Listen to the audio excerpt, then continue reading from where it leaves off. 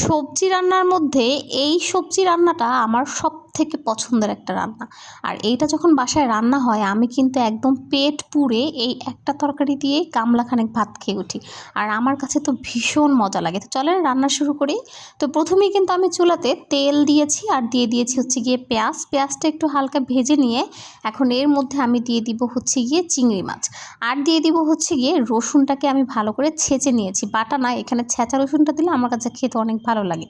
তো এই রসুনটাকে দিয়ে এরপরে এটাকে আমি ভালো করে একটু ভেজে নিব, যেন একটু চিংড়ি আর যে রসুনটা আছে এটা থেকে যেন একটা খুব সুন্দর একটা ঘ্রাণ আসে। তো ভাজা হয়ে গেলে আমি এখানে দিয়ে দিলাম হচ্ছে গিয়ে লবণ আর দিয়ে দিব হচ্ছে গিয়ে হলুদ গুঁড়া। এখন এই হলুদটাকে আমি ভালো করে এই তেলের সাথে একটু ভেজে নিচ্ছি, কারণ যদি আপনারা যারা নতুন রাঁধুনি আছেন যদি হচ্ছে তেলের মধ্যে হলুদটাকে একটু ভেজে নেন, সেক্ষেত্রে কিন্তু হলুদ বেশি হয়ে গেলে যে হলুদের গন্ধ থাকে সেটা কিন্তু দূর হয়ে যায়। তো এখন আমি মশলা যেন পুড়ে না যায় একটু পানি দিয়ে দিলাম হচ্ছে ঝালের জন্য শুকনো মরিচের গুঁড়া। ঝালটা আপনাদের পছন্দ মতো দিবেন।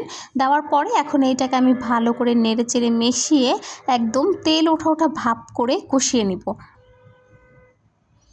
মশলা কিন্তু যত ভালো কষাতে পারবেন ততই দেখবেন রান্নার স্বাদ কিন্তু দ্বিগুণ হয়ে যায়। তা আমার মশলা কিন্তু কষানো হয়ে গিয়েছে, তেল ওঠা ওঠা ভাব হয়ে গিয়েছে। এখন আমি এখানে দুন্দুল যে কেটে রেখেছিলাম সেই দুন্দুলগুলোকে দিয়ে দিব। তো দুন্দুল আর আলু আমি সমানভাবে কেটে নিয়েছি, নেওয়ার পরে যে আমি এখন এখানে দিয়ে দিলাম। দিয়ে এখন এই মশলার সাথে এই দুন্দুল আর আলুটাকে আমি খুব সুন্দর করে একদম নেড়ে চেড়ে মিশিয়ে কষিয়ে নিতে হবে। আর আমি কিন্তু দুন্দুল রান্নাতে কোনো প্রকার পানি দিব না, কারণ দেখা যায় দুন্দুল রান্না করতে গেলে কিন্তু প্রচুর পানি ওঠে। তো এই যে দুন্দুল থেকে পানি উঠবে না, এই পানিতেই আমার দুন্দুলও সিদ্ধ হয়ে যাবে, আলুও সিদ্ধ হয়ে যাবে। তা আমি এখন এটাকে কষানো পর্যন্ত অপেক্ষা করছি।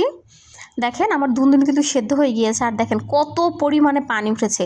এটাকে আমাদের এদিকে দুন্দুল নামে চিনে, আপনারা অন্য কোনো সবজি নামে যদি এটাকে চিনে থাকেন সেটা কিন্তু কমেন্টে জানাতে পারবেন। আর এটার আসলে অন্য নামটা আমি জানি না, যার জন্য আমাদের এখানে আঞ্চলিকে যা বলে তাই বলছি। তো এখন এর মধ্যে আমি দিয়ে দিলাম হচ্ছে গিয়ে টমেটো আর দিয়ে দিব হচ্ছে গিয়ে বেশ কিছুটা ধনিয়া পাতা। সবজি রান্নার মধ্যে কিন্তু ধনিয়া পাতা না দিলে কিন্তু সবজিটা আসলে আমার কাছে ভালো লাগে না। আর ধনিয়া পাতা দিলে একটা খুব সুন্দর ঘ্রাণ আসে, খেতেও ভালো লাগে। তো আমার রান্না কিন্তু প্রায় কমপ্লিট হয়ে গিয়েছে। ঝোলটা আমি যতটুকু পছন্দ চাচ্ছি অতটুকু পছন্দ মতো রেখে এখন আমি এই সবজিটাকে উঠিয়ে নিব।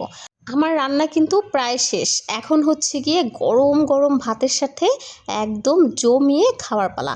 আর এই দুন্দুল কিন্তু এইভাবে রান্না করলে আমার অনেক ভালো লাগে, দেখা যায় আমি একদম তৃপ্তি করে ভাত খেয়ে ফেলতে পারি। আর আমার বাসার সবাই কিন্তু এই দুন্দুল রান্নাটা খুবই পছন্দ করে।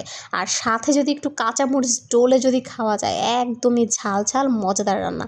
তো আপনাদের কার কার কাছে এই রান্নাটা পছন্দ সেটা কিন্তু অবশ্যই জানাবেন। আর আপনাদের কে কে কোন জেলা থেকে দেখছেন আমাকে সেটাও কিন্তু কমেন্টে জানাতে ভুলবেন না। আর আমার রেসিপি কেমন লেগেছে সেটাও বলবেন। ধন্যবাদ।